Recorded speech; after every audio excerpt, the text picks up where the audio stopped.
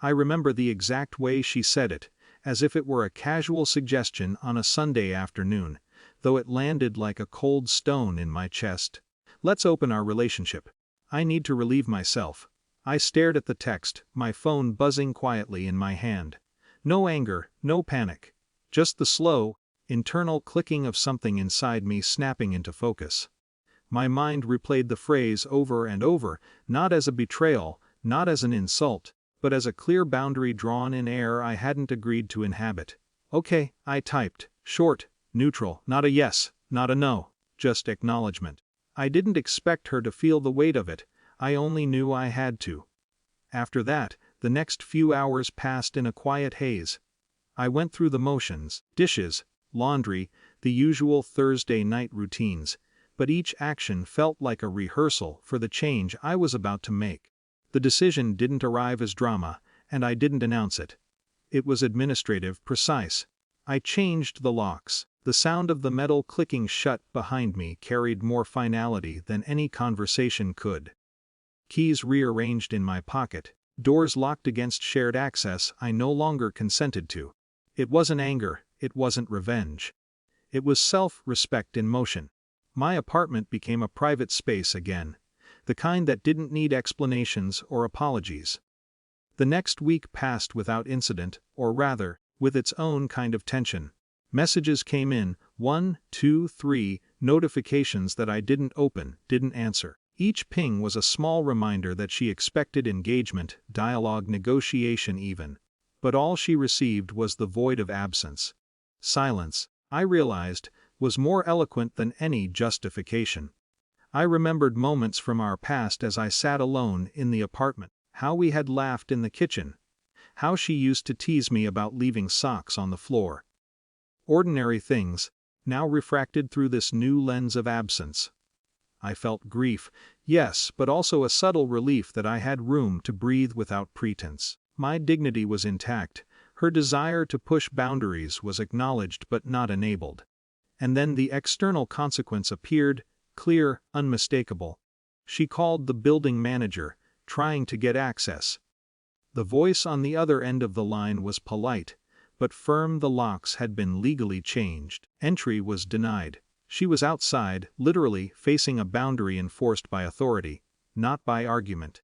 The concrete reality of it struck her before any conversation could.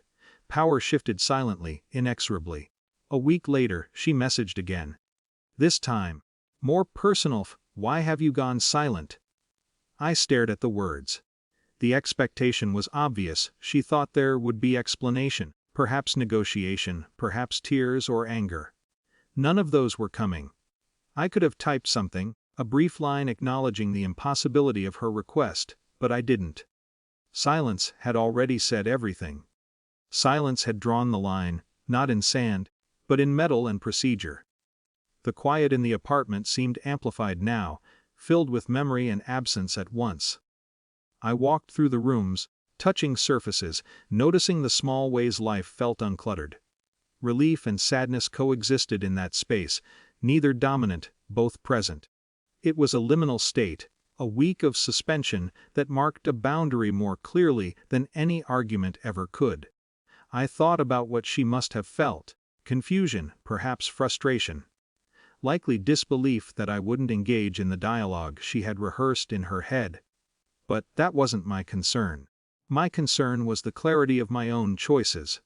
Her needs, her requests, her sense of entitlement were irrelevant here. What mattered was that I hadn't compromised my own sense of self. There were small, almost imperceptible victories in that week. I slept better, without anticipation of conflict. I walked in the streets noticing how open the world felt when not constantly negotiating someone else's boundaries. I didn't celebrate, I didn't need to, but there was a calm, professional satisfaction in knowing that I had acted decisively, quietly, correctly. When I finally responded, it was minimal, neutral, factual, a single line acknowledging the change in locks and the impossibility of her request. No accusations, no explanations, no moralizing. Just the statement of reality. And if I didn't respond at all, that too would be enough. Silence had authority, and it didn't require performance. Even now, weeks later, there's a tension that remains. We've moved into separate rhythms. I don't know if she has truly understood, or if she continues to puzzle over the week of silence. I don't dwell on it. There's no satisfaction in guessing her thoughts. What exists is the knowledge that a boundary was drawn and maintained, decisively, without spectacle. My dignity remains untouched. I carry the memory lightly, a reminder that self-respect sometimes requires withdrawal rather than confrontation. That power can be quiet and unassailable, enforced not through volume but through action. That victory doesn't need celebration to be complete, and perhaps the most difficult part is knowing that I could have engaged, could have argued, could have justified, but I didn't.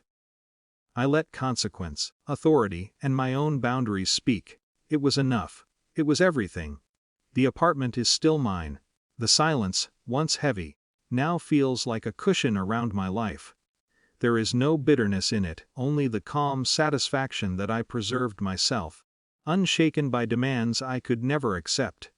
And in that quiet, I learned something that conversation could never teach, that dignity is strongest when it requires no applause.